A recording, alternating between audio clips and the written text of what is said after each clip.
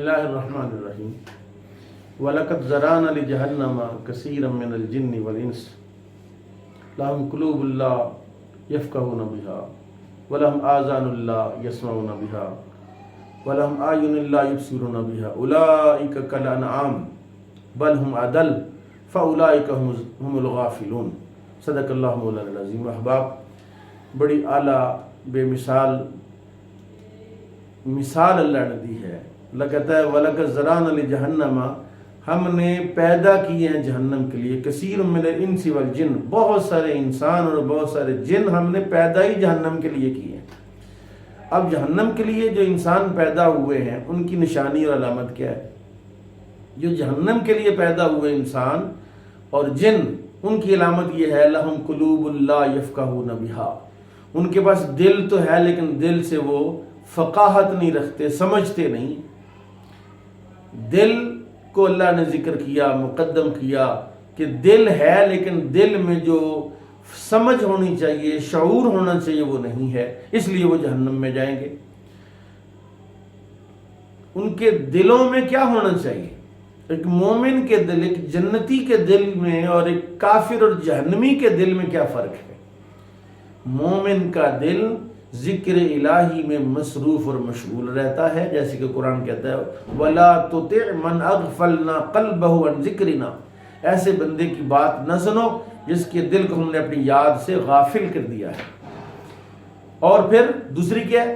وَلَهُمْ آذَانٌ لَا يَسْمَعُونَ بِهَا، ان کے کان تو ہیں لیکن سنتے نہیں، اپنے مفاد کی، دنیا کی، نفع کی، لالچ کی باتیں ان کو محسوس ہوتی ہیں، لیکن وہ ہدایت کی، رہبری کی، رہنمائی کی، خیر کی، مقصد تخلیق کی کوئی بات سمجھتے نہیں۔ جیسے اس کی مثال ہے، اذان ہوتی ہے، آواز تو آتی ہے لیکن نماز کے لیے نہیں جاتی، دعوت نیکی کی آتی ہے لیکن وہ ان کے کانوں پر اثر نہیں کرتی۔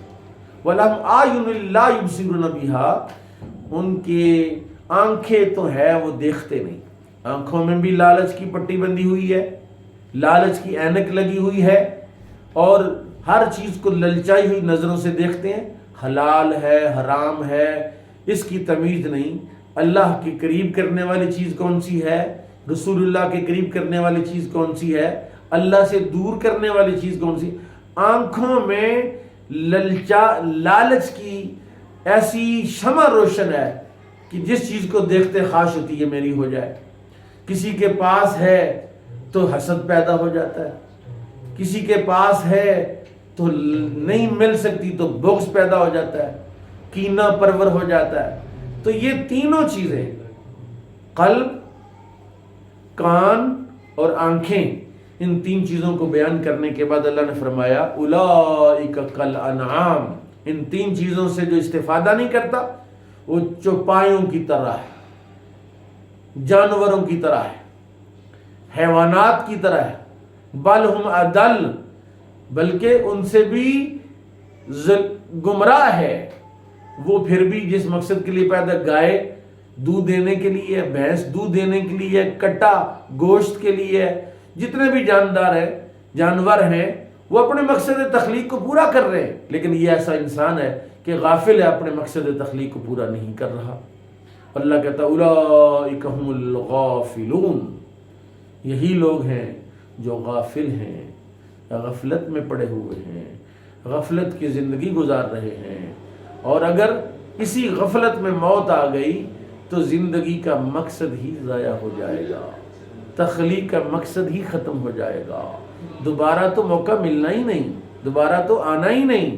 اس لیے ضرورت ہے، اس کی میں مثال آپ کو دیتا ہوں کہ 4 لڑکے تھے، دوست تھے، وہ کہیں جوا کھیل رہے تھے، مختلف برادریوں کے، ایک راجپوت، ایک جٹ، ایک بٹ، ایک مراسی، یا کسی بھی برادری کا 4 لوگ تھے، پکڑے گئے، پولیس پڑی، پکڑ کے لے گئی۔ اب جب پکڑ کے لے گئی تو اب ضرورت تھی ان کو مجسٹریٹ کے سامنے پیش کا، مجسٹریٹ بڑا سخت تھا، بڑا ظالم تھا، اب وہ تو چھوڑنے والا نہیں۔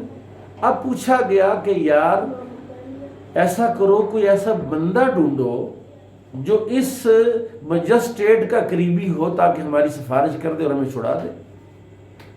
اب انہوں نے کہا یار ایک بندہ ہے لیکن وہ نائی ہے یا وہ موچی ہے یا وہ فلاں ہے، ان کا یار برادری چھوڑ، بس بندہ ڈھونڈو جو مجسٹریٹ کا قریبی ہو جو ہمیں اسے چھڑا دے، وہ بندہ ڈھونڈو۔ اب برادریاں ختم ہو گئی، انا ختم ہو گیا، اب صرف یہ ہے مقصد کہ کسی طرح چھوٹ جائے، بالکل بلا تشبیہ بلا مثال۔ یہاں کائنات میں جو کچھ کر رہے ہو بھائی، آگے جانا ہے، آگے وہ علام الغیوب ہے، اس نے ہم سے پوچھنا ہے۔ اب وہاں پھنس گئے، بھئی بندہ ڈھونڈو جو اس رب کا مقرب ہو، جو اس کو ہماری سفارش کرے، ہمیں اس سے بچا لے۔ اور وہ بندہ امام الانبیاء صلی اللہ تعالی علیہ وآلہ وسلم ہیں، اور آج لے ان کی پناہ، آج مدد مانگ ان سے، پھر نہ مانیں گے قیامت میں۔